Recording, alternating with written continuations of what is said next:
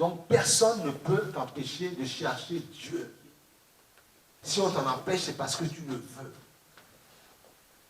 Même si quelqu'un t'oppresse, même si quelqu'un te dit tes histoires de Dieu, ce sont des bêtises. Mais il a le droit de dire ce qu'il veut, mais tu as le droit de ne pas accepter dans ton cœur et chercher la face de Dieu. Alléluia. C'est quoi le problème? Béni soit le nom du Seigneur que nous sommes esprit, âme et corps. Nous sommes trois parties dans la même entité. Trois. Esprit, âme et corps. Tant que tu te regarderas par ça, blanc, noir ou chinois, tu as tout faux. Tu vas rater certaines dimensions.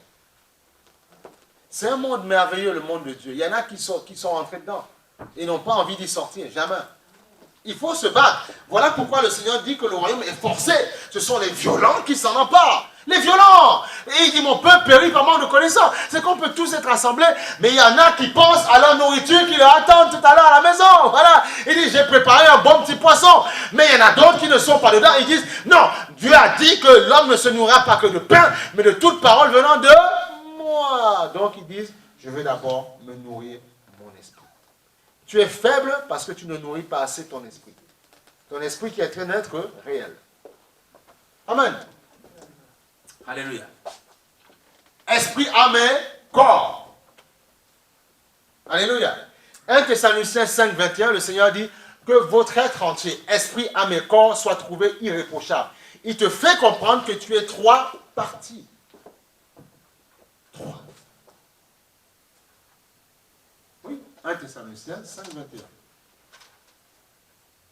Et puis je vais revenir sur Romains. J'aiguise ta connaissance. 1 Thessaloniciens 5, 21. Parce qu'on va dire, mais ce passage, mais qu'est-ce qu'il raconte là? Non, non, non. Tout est appuyé par la parole. J'ai envie d'ouvrir ton cœur ce matin. Je vais aller calmement, mais je veux que ça rentre, que ça s'imprègne. Voilà. 1 Thessaloniciens 5, on va même aller sur 5, 5, 23. Voilà. 5, 23. C'est mieux.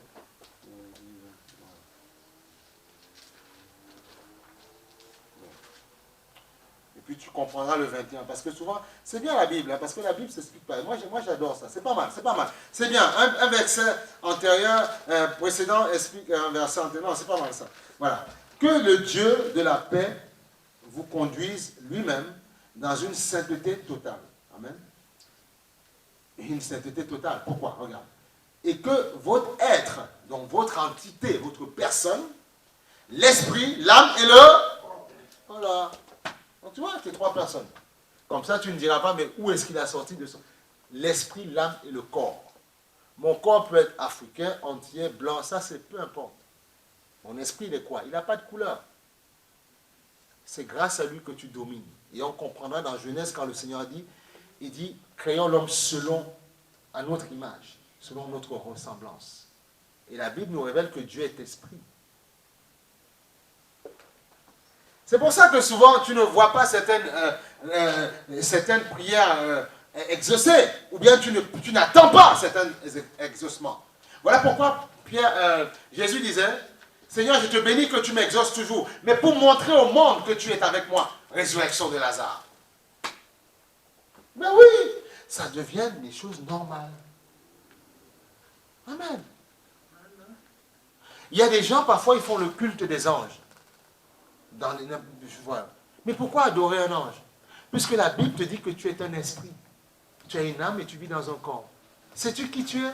Esprit. Maintenant, je vais t'appeler esprit. Qui c'est qui tu es? Tu ne sais pas. Esprit. Tu es un esprit. Tu as une âme, tu vis dans un corps. Et un esprit n'a ni sexe. Donc tu n'es pas... tu es uni à Dieu, tu n'es pas uni... Dans l'âme, on peut être uni à son mari, sa femme, dans les émotions. Amen. Mais dans l'esprit, on est uni à Dieu, qui est esprit. Voilà, j'essaie de te faire grandir en ce matin. Je n'ai pas de sexe dans l'esprit. Puisque la Bible dit, nous serons semblables aux anges. Maintenant, un ange peut venir nous visiter et prendre l'aspect d'un homme et d'une femme. Ça peut arriver, pour décanter une situation. Voilà pourquoi Paul disait, faites attention, soyez hospitaliers, parce que certains d'entre vous ont logé des anges.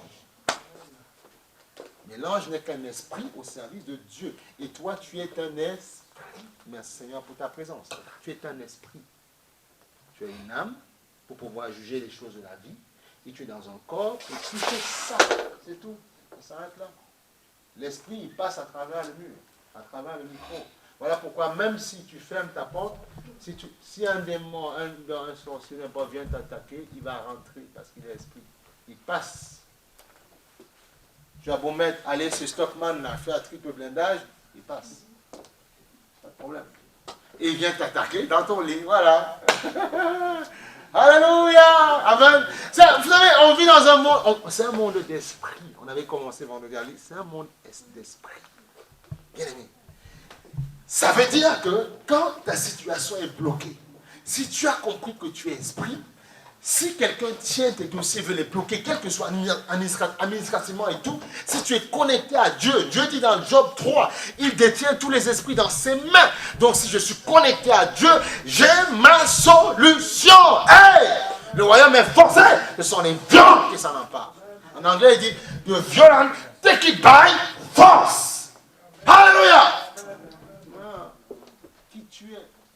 C'est là où toutes les portes sont ouvertes, professionnelles, tout est ouvert.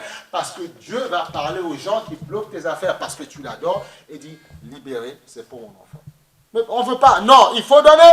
Non, mais non, il y a un meilleur candidat. Non, vous donnez parce qu'il me donne gloire. Voilà pourquoi il faut aimer Dieu, il faut venir à l'église. On ne vient pas perdre notre temps ici. On vient te donner la connaissance, le réma, pour que tu puisses voir le succès dans ta vie. Ah, tout. Voilà. Alléluia. Gloire au Seigneur. Amen. Tu vois? C'est ça. Esprit, âme et corps. Soit conservé irréprochable lors du retour de notre Seigneur Jésus-Christ dans sa gloire. Et la semaine dernière, on a parlé aussi de quand Corneille, l'ange qui est venu visiter Corneille, il avait des habits royaux, impériaux de gloire. Le royaume de Dieu est réel.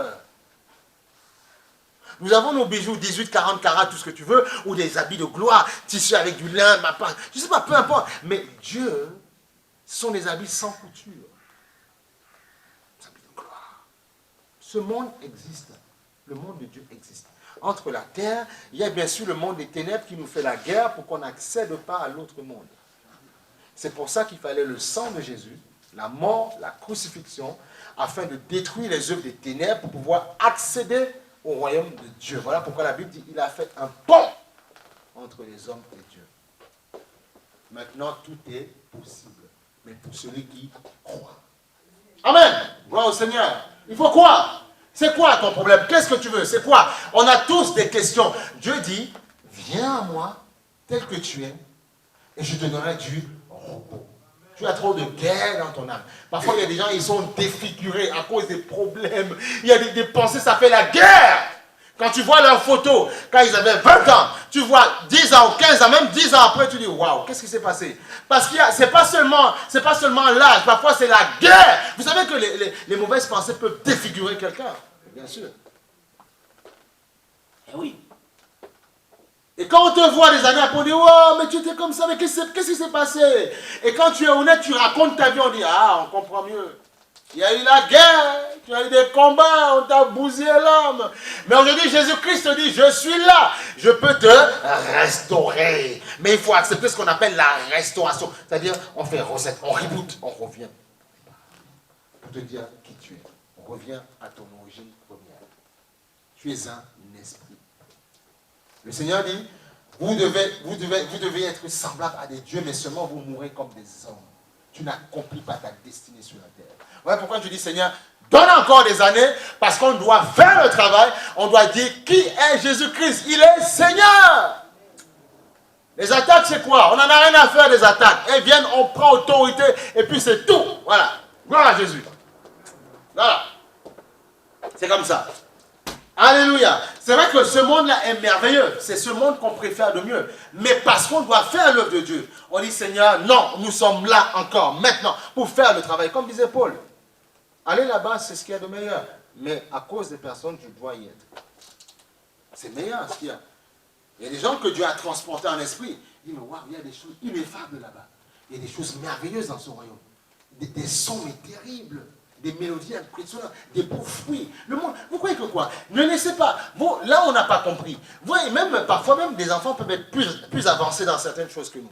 Il y a des choses, et le Seigneur m'interpelle toujours. On parle du monde magique, merveilleux, tout ça qui monte dans les dessins animés. Vous croyez que c'est un jeu, mais vous n'avez pas compris que ce monde-là te décrit les réalités qui se passent là-haut. Mais sauf qu'on ne te dit pas comment y aller. Voilà. Mais c'est en Jésus. Le monde, c'est un monde rempli de merveilles. Même dans l'Apocalypse, on nous dit comment la nouvelle Jérusalem sera. Avec de l'or, du saphir, des lumières. Mais tout est beau, tout est étincelant. Même Dubaï n'est pas mieux.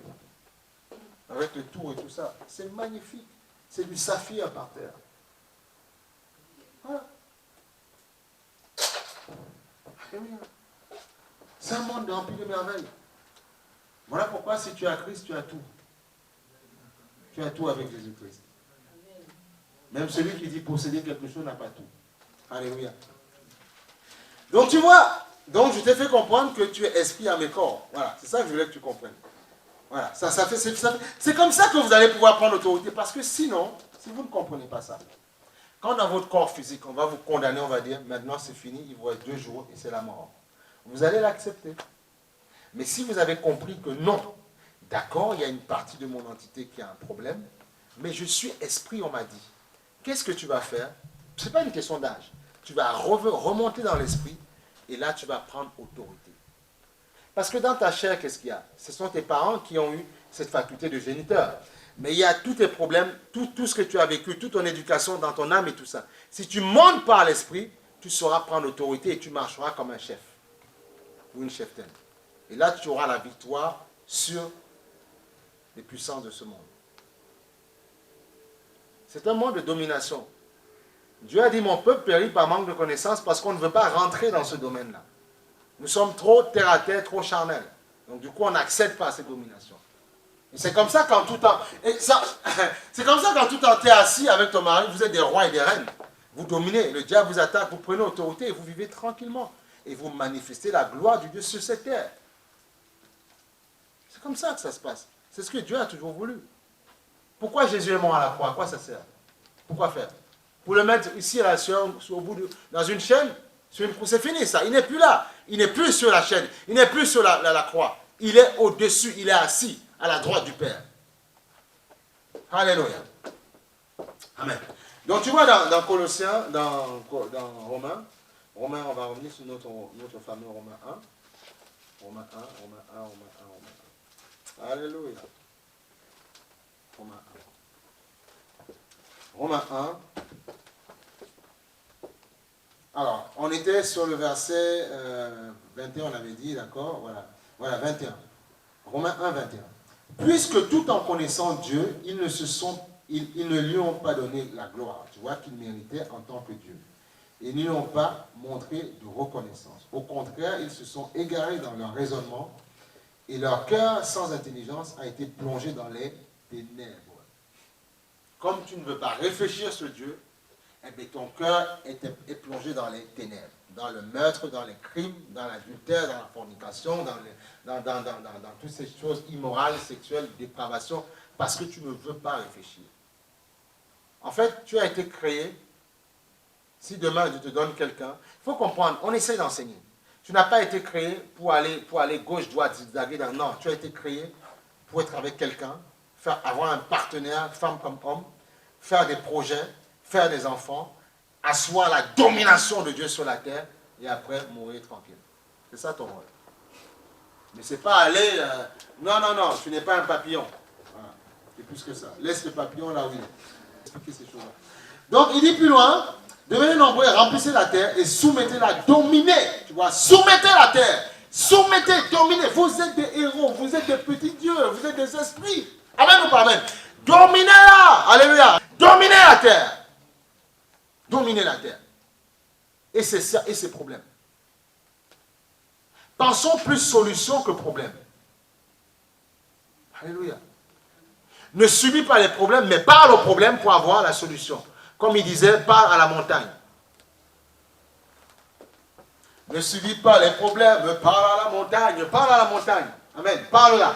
Avec ta bouche, tu as le pouvoir, tu as l'autorité. Dieu a créé en parlant. Donc toi aussi, tu dois créer quelque chose pour l'atmosphère de ta vie. Écoutez, tu es capable, toi, de rentrer chez toi, de dire si tu auras des problèmes ou pas. C'est toi qui décides. Si quelqu'un t'attend à la maison, peut-être pour te faire la guerre, c'est à toi de dire dans ta bouche, Seigneur, soumets-le à mon pouvoir. Parce que je t'aime, je te sers. C'est l'autorité que tu as reçue. Mais utilisez votre autorité. Vous ne voulez pas l'utiliser. Du coup, vous faites mater et vous pleurez après. Utilisez l'autorité. Tu dis, mais je suis fatigué. Mais commence à parler. Le bébé, quand il est tout petit, dit, papa, papa, maman. Mais commence à parler. Amen ou pas amen? Amen. Utilise l'autorité que tu as. Parle. Amen. Voilà. Qui t'embête chez toi? Qui te crée des problèmes?